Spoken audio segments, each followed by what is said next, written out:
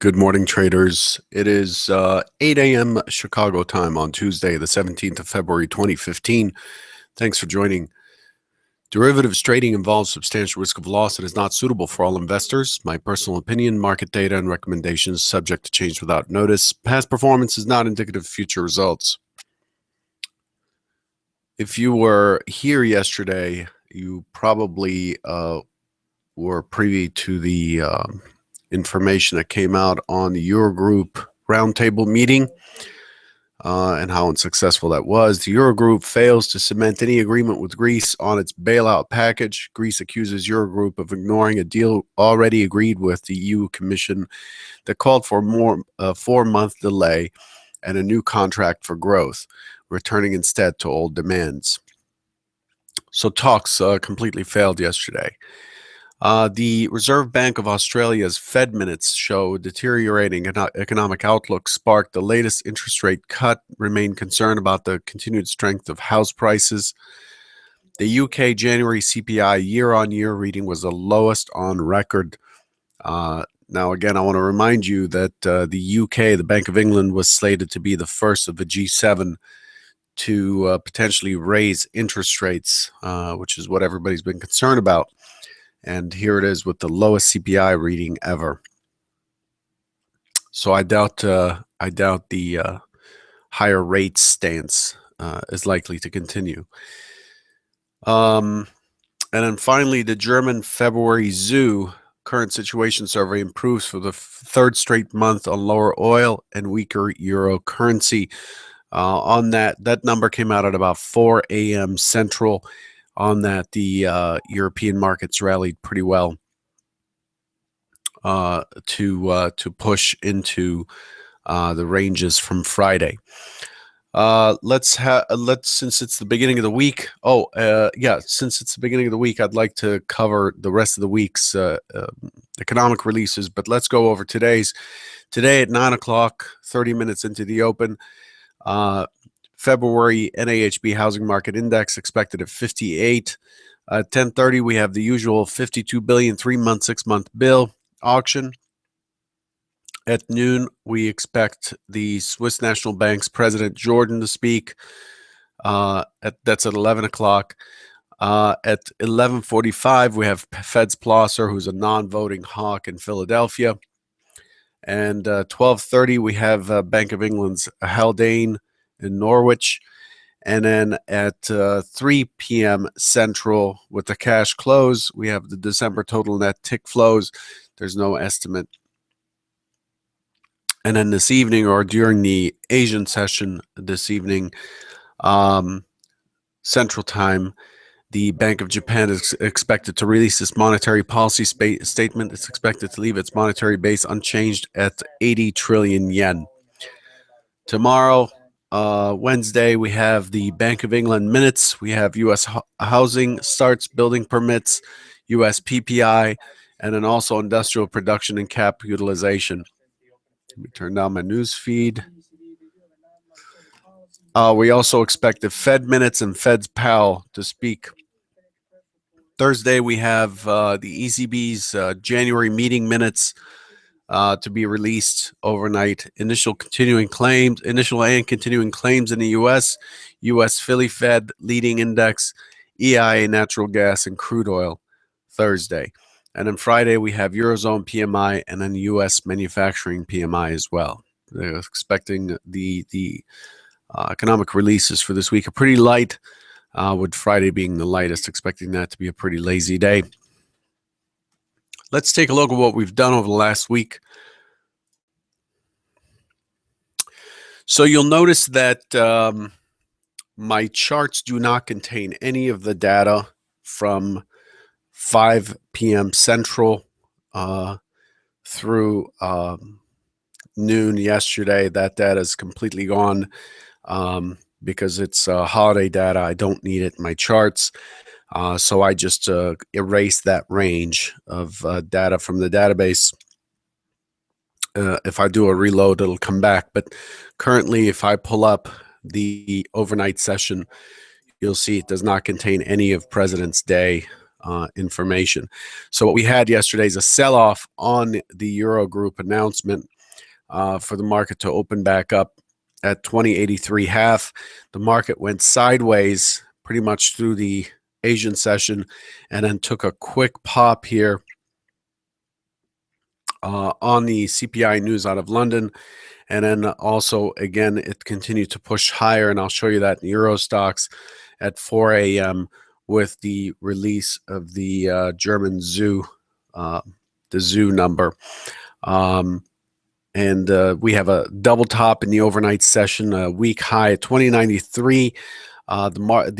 The profile is a double distribution profile. It traded quite a bit during the Asian session on the low side, very sharp point of control, and then the point of control moved up this morning and has created a second distribution up high with a cutoff point at 2087.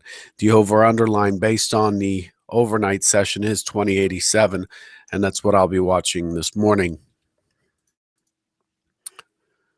What do we do Friday?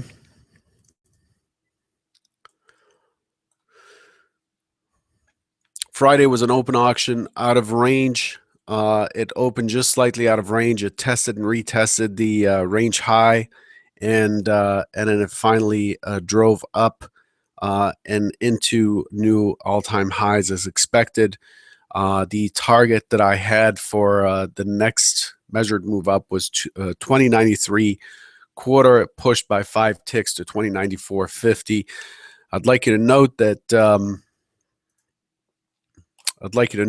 the market actually went neutral on Friday.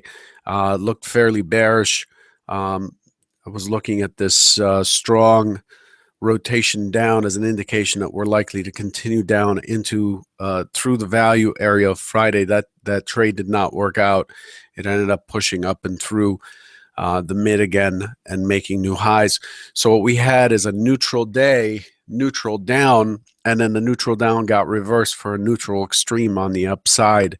With the way the market closed, the expectation was for this to continue higher actually into the Sunday Globex and through yesterday's session.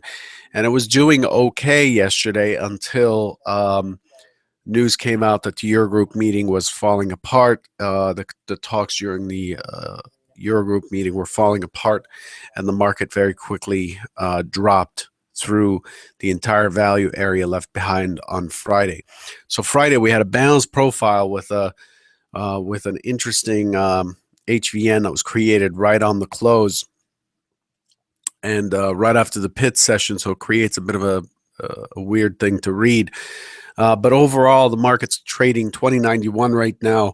It is in value, in range, and on this pretty valid value area that we have today. The value area is 91.50 to 2086.50. Remember, 2087 is the cutoff for the overnight session, is the over underline for the session or the very, very short term.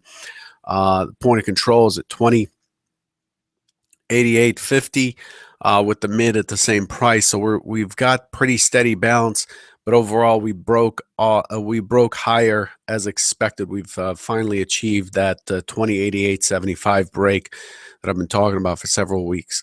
So overall, it's not things are looking strong despite the Eurogroup drop. Again, the market pretty much took that back. It was a news drop yesterday, and the market has rallied back into it and has gotten back to the scene of the crime.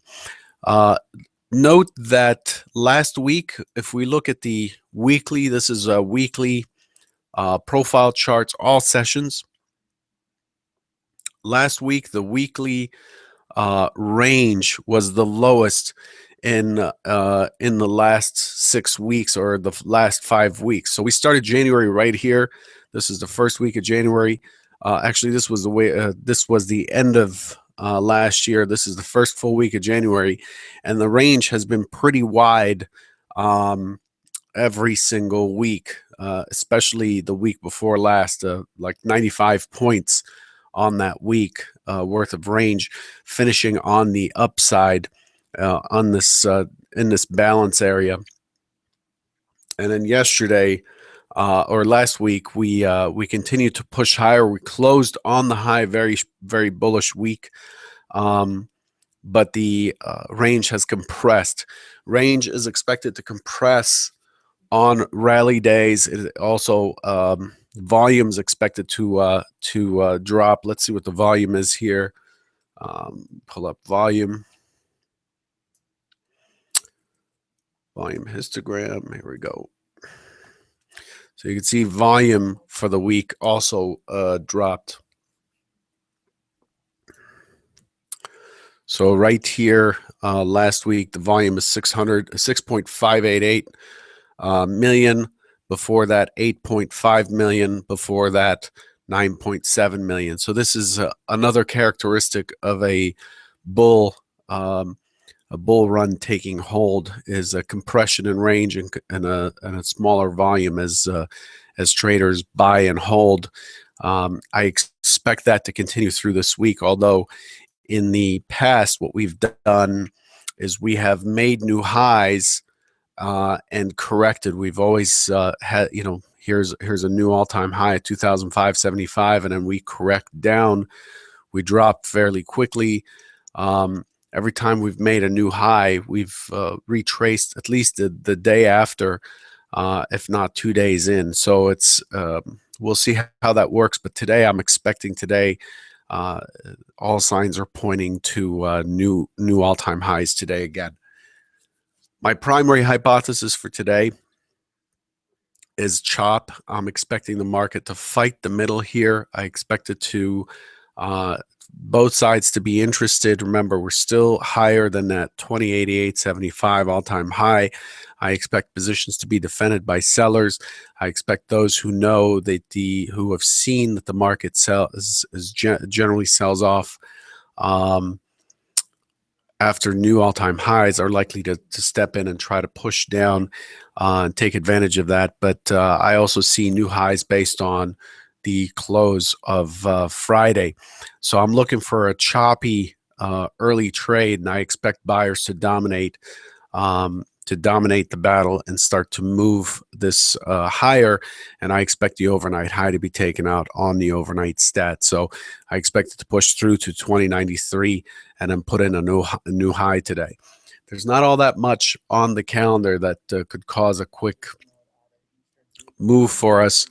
But there's a lot of news coming out, and the last of it has been negative news from Greece. So I expect that to be reversed as well. If history repeats itself, you'd get pretty bad news, and then the market kind of has a breakthrough, and the news has a breakthrough, and then it pops up. So anything good coming out of Greece or Europe is likely to take us to new all-time highs. I would exercise caution as we go into tighter and tighter range with lower and lower volume as we push new all-time highs. I would not be a breakout trader in this. I would be a more of a mean reversion or pull back into the trend kind of trader, rather than looking for cup and handle breakouts or breakout formations in general. Quick look at Europe. Here's the sell-off.